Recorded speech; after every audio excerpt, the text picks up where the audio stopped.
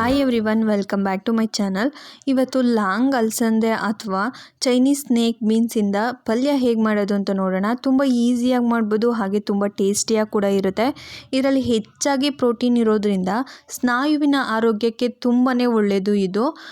ಅದರಲ್ಲೂ ಸಸ್ಯಾಹಾರಿಗಳಿಗೆ ಹೆಚ್ಚಿನ ಪ್ರೋಟೀನ್ ಸಿಗೋ ತರಕಾರಿಗಳಲ್ಲಿ ಇದು ಒಂದು. ಹಾಗಾದರೆ ಏನೆಲ್ಲ ಬೇಕು, ಹೇಗೆ ಮಾಡೋದು ಅಂತ ನೋಡೋಣ. ನಾನಿಲ್ಲಿ 1 ಕಪ್ ಆಗುವಷ್ಟು ಕಾಯಿ ತುರಿ ತೊಗೊಂಡಿದ್ದೀನಿ. ಹಾಗೆ 1/4 ಟೀ ಸ್ಪೂನಷ್ಟು ಸಾಸಿವೆ, ಹಾಗೆ ಒಂದು ಅರ್ಧ ಸ್ಪೂನಷ್ಟು ಧನಿಯಾ ಪೌಡರ್, ಹಾಗೆ ಒಂದು 1/4 ಟೀ ಸ್ಪೂನಷ್ಟು ಮೆಂತ್ಯ ಪೌಡರ್, ಹಾಗೆ ಒಂದು 1/4 ಟೀ ಸ್ಪೂನಷ್ಟು ಅರಿಶಿನ, 1 ಸ್ಪೂನಷ್ಟು ಜೀರಿಗೆ ತೊಗೊಂಡಿದ್ದೀನಿ. ಹಾಗೆ ಒಂದು 1/4 kg ಆಗುವಷ್ಟು ಲಾಂಗ್ ಅಲಸಂದೆನ ಹಚ್ಚಿಟ್ಕೊಂಡಿದ್ದೀನಿ. ಹಾಗೆ ಒಂದು 2 ಈರುಳ್ಳಿ ಸಣ್ಣದಾಗಿ ಹಚ್ಚಿಟ್ಕೊಂಡಿದ್ದೀನಿ, ಸ್ವಲ್ಪ ಕರಿಬೇವು, ಹಾಗೆ ಒಂದು 4 ಹಸಿರು ಮೆಣಸಿನ್ಕಾಯಿನೂ ಕೂಡ ಸಣ್ಣದಾಗಿ ಹಚ್ಚಿಟ್ಕೊಂಡಿದ್ದೀನಿ. ಹಾಗೆ ಸ್ವಲ್ಪ ಕೊತ್ತಂಬರಿ ಸೊಪ್ಪು, ಹಾಗೆ ಒಂದು 3 ಟೇಬಲ್ ಸ್ಪೂನಷ್ಟು ಆಯಿಲ್ನ ತೊಗೊಂಡಿದ್ದೀನಿ. ಹಾಗೆ ರುಚಿಗೆ ತಕ್ಕಷ್ಟು ಉಪ್ಪು. ಹಾಗಾದರೆ ಹೇಗೆ ಮಾಡೋದು ಅಂತ ನೋಡೋಣ. ಇದನ್ನು ಕುಕ್ಕರಲ್ಲೇ ಮಾಡಿದ್ರೆ ತುಂಬ ಚೆನ್ನಾಗಿರುತ್ತೆ. ಈಗ ಒಂದು ಕುಕ್ಕರ್ಗೆ ಒಂದು 3 ಟೇಬಲ್ ಸ್ಪೂನಷ್ಟು ಆಯಿಲ್ನ ಆ್ಯಡ್ ಮಾಡಿ, ಅದಕ್ಕೆ ಒಂದು 1/4 ಟೀ ಸ್ಪೂನಷ್ಟು ಸಾಸಿವೆ ಹಾಕಿ, ಸಾಸಿವೆ ಚೆನ್ನಾಗಿ ಸಿಡಿದ್ಮೇಲೆ ಅದಕ್ಕೆ ಕರಿಬೇವನ್ನ ಆ್ಯಡ್ ಮಾಡ್ತಾಯಿದ್ದೀನಿ. ಹಾಗೆ ಸಣ್ಣದಾಗಿ ಹಚ್ಚಿಟ್ಟಿರೋ ಈರುಳ್ಳಿನೂ ಸಹ ಆ್ಯಡ್ ಮಾಡ್ತಾಯಿದ್ದೀನಿ. ಈರುಳ್ಳಿ ಜಾಸ್ತಿ ಹಾಕಿದ್ರೂ ತುಂಬ ಚೆನ್ನಾಗಾಗುತ್ತೆ. ಇದು ಯಾವ ರೀತಿ ಆಗುತ್ತೆ ಅಂತ ಅಂದರೆ, ನಾವು ಅವರೆಕಾಳು ಉಸ್ಲಿ ಅದೆಲ್ಲ ಮಾಡ್ತೀವಲ್ಲ, ಅದೇ ಟೇಸ್ಟ್ ಬರುತ್ತೆ. ತುಂಬಾ ಚೆನ್ನಾಗಿರುತ್ತೆ ರೊಟ್ಟಿ ಜೊತೆ ಮತ್ತು ಚಪಾತಿ ಜೊತೆ. ಹಾಗೆ ಇದಕ್ಕೆ 4 ಹಸಿರು ಮೆಣಸಿನ್ಕಾಯಿನೂ ಸಹ ಆ್ಯಡ್ ಮಾಡ್ತಾಯಿದ್ದೀನಿ. ಖಾರ ಜಾಸ್ತಿ ಬೇಕು ಅನಿಸಿದ್ರೆ ನೀವು ಜಾಸ್ತಿ ಹಾಕ್ಕೊಳ್ಳಿ. ಈಗ ಇದು ಫ್ರೈ ಆಗಿದೆ. ಈಗ ಇದಕ್ಕೆ ಅಲಸಂದೆ ಹಾಕ್ಕೊತಾ ಇದ್ದೀನಿ. ಇದನ್ನು ತೀರಾ ಸಣ್ಣದಾಗಿ ಹಚ್ಕೊಂಡ್ರೆ ಅಷ್ಟೊಂದು ಚೆನ್ನಾಗಿರಲ್ಲ. ನಾವು ಯಾವ ರೀತಿ ಬೀನ್ಸ್ನ ಉದ್ದುದ ಹಚ್ಕೊತೀವೋ ಪಲಾವ್ಗೆಲ್ಲ, ಆ ರೀತಿ ಇದನ್ನು ಹಚ್ಕೊಳ್ಳಿ, ತುಂಬಾ ಚೆನ್ನಾಗಿ ಬರುತ್ತೆ.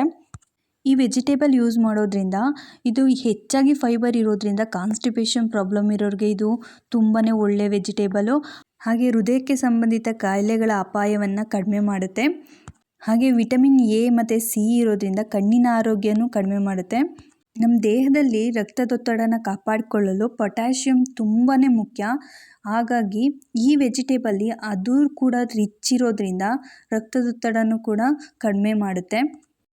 ಹಾಗೆ ಯಾರೆಲ್ಲ ಡಯೆಟ್ ಮಾಡ್ತಿರ್ತಾರಲ್ಲ, ತೂಕ ಕಡಿಮೆ ಮಾಡ್ಕೊಳ್ಬೇಕು ಅಂತ, ಅವ್ರಿಗೂ ಕೂಡ ತುಂಬಾ ಒಳ್ಳೆ ವೆಜಿಟೇಬಲ್ ಇದು. ಯಾಕಂದರೆ ಈ ವೆಜಿಟೇಬಲಲ್ಲಿ ಫೈಬರ್ ರಿಚ್ ಇರೋದ್ರಿಂದ ಬೇಗ ಹೊಟ್ಟೆ ತುಂಬಿದಂತೆ ಭಾಸ ಆಗುತ್ತೆ.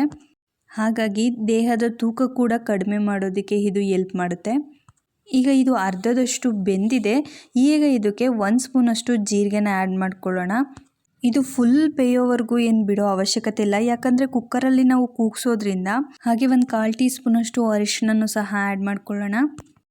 ಹಾಗೆ ಒಂದು 1/4 ಟೀ ಸ್ಪೂನಷ್ಟು ಮೆಂತ್ಯದ ಪುಡಿ, ಹಾಗೆ ಒಂದು ಅರ್ಧ ಸ್ಪೂನಷ್ಟು ಧನಿಯಾ ಪೌಡರು.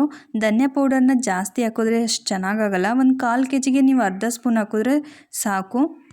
ಈಗ ಇದನ್ನು ಚೆನ್ನಾಗಿ ಮಿಕ್ಸ್ ಮಾಡ್ಕೊಳ್ಳೋಣ.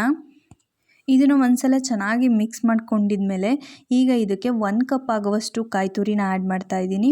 ಕಾಯಿ ತುರಿ ಜಾಸ್ತಿ ಹಾಕಿದ್ರೆ ಚೆನ್ನಾಗಿರುತ್ತೆ, ಇನ್ನೂ ಸ್ವಲ್ಪ ಬೇಕು ಅನಿಸಿದ್ರೆ ಆ್ಯಡ್ ಮಾಡ್ಕೊಬೋದು. ಹಾಗೆ ಕೊತ್ತಂಬರಿ ಸೊಪ್ಪು ಅಷ್ಟೇ, ಜಾಸ್ತಿ ಹಾಕಿದ್ರೆ ಚೆನ್ನಾಗಿ ಅನಿಸುತ್ತೆ. ಬೇಕನ್ಸಿದ್ರೆ ಇನ್ನೊಂದು ಸ್ವಲ್ಪ ಆ್ಯಡ್ ಮಾಡ್ಕೊಳ್ಳಿ. ಈಗ ಇದನ್ನು ಚೆನ್ನಾಗಿ ಒಂದ್ಸಲ ಮಿಕ್ಸ್ ಮಾಡ್ಕೊಳ್ಳೋಣ. ಕಾಯಿ ತುರಿ ಎಲ್ಲ ಹಾಕಿದ್ಮೇಲೆ ಇದನ್ನು ಜಾಸ್ತಿ ಹೊತ್ತು ಫ್ರೈ ಮಾಡೋದೇನು ಬೇಡ. ಚೆನ್ನಾಗಿ ಒಂದ್ಸಲ ಮಿಕ್ಸ್ ಮಾಡ್ಕೊಂಬಿಟ್ಟು ಸಣ್ಣ ಲೋಟದಲ್ಲಿ ಒಂದು 2 ಕಪ್ ಆಗುವಷ್ಟು ನೀರನ್ನ ಆ್ಯಡ್ ಮಾಡ್ಕೊಳ್ಳೋಣ.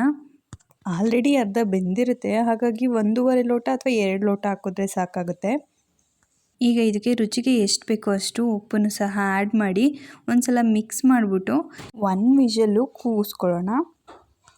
ಈ ಅಲಸಂದೆ ಎಲ್ಲ ಟೈಮಲ್ಲೂ ಸಿಗೋಲ್ಲ, ಸಿಕ್ಕಾಗ ಈ ರೀತಿ ಮಾಡಿ ತಿಂದರೆ ತುಂಬಾ ಚೆನ್ನಾಗಿರುತ್ತೆ, ಜೊತೆಗೆ ಆರೋಗ್ಯಕ್ಕೂ ಒಳ್ಳೆಯದು. ಈಗ ಕುಕ್ಕರು 1 ವಿಷಲ್ ಕೂಗಿ ಬಿಟ್ಟಿದೆ. ನೀವು ಈ ವೆಜಿಟೇಬಲ್ಲಿ ಸುಕ್ಕ ಮಾಡ್ಬೋದು, ಗ್ರೇವಿ ಮಾಡ್ಬೋದು, ಹಾಗೆ ರೈಸ್ ಕೂಡ ಮಾಡ್ಬೋದು. ಅದು ಕೂಡ ತುಂಬ ಚೆನ್ನಾಗಿರುತ್ತೆ.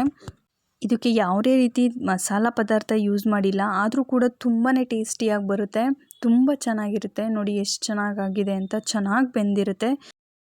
ಒಂದ್ಸಲ ಟ್ರೈ ಮಾಡಿ ಹೇಗಿತ್ತು ಅಂತ ಕಮೆಂಟ್ ಬಾಕ್ಸಲ್ಲಿ ತಿಳಿಸಿ. ನೀವೇನಾದರೂ ನಮ್ಮ ಚಾನಲ್ನ ಹೊಸ್ದಾಗಿ ನೋಡ್ತಿದ್ರೆ ಲೈಕ್ ಮಾಡಿ, ಕಮೆಂಟ್ ಮಾಡಿ, ಹಾಗೆ ಶೇರ್ ಮಾಡಿ. ಈ ರೀತಿ ಬಿಸಿ ಬಿಸಿ ರೊಟ್ಟಿಗೆ ಒಂದು ಸ್ವಲ್ಪ ಬೆಣ್ಣೆ ಹಾಕ್ಕೊಂಡು ಈ ಪಲ್ಯ ತಿಂತಿದ್ರೆ ಒಂದು ತುತ್ತು ಹೆಚ್ಚಾಗಿ ತಿಂತೀರಾ. ಕಾಂಬಿನೇಷನ್ ಅಷ್ಟು ಚೆನ್ನಾಗಿರುತ್ತೆ.